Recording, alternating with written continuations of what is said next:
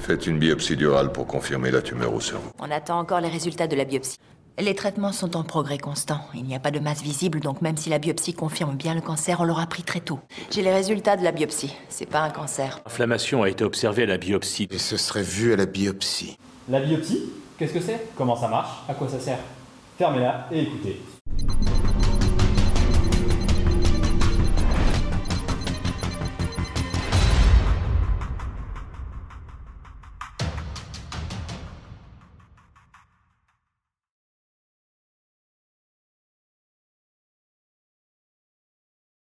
La vue de la vie, donc.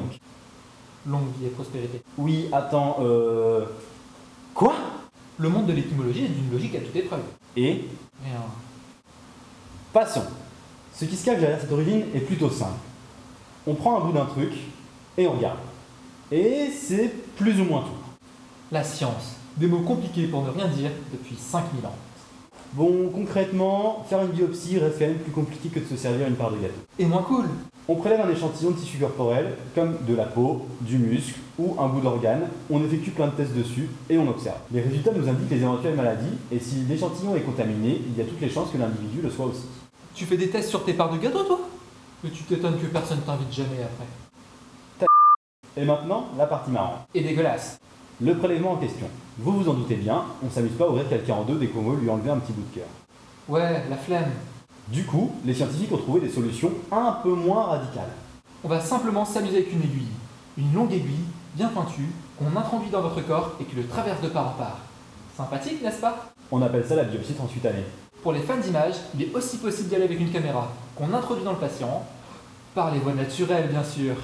Là, c'est une biopsie endoscopique.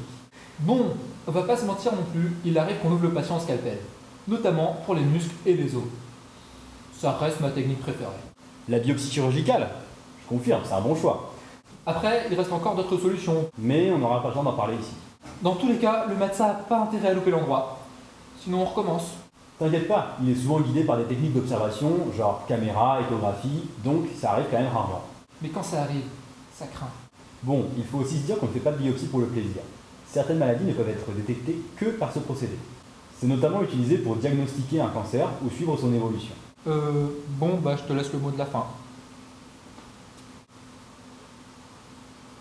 Fin.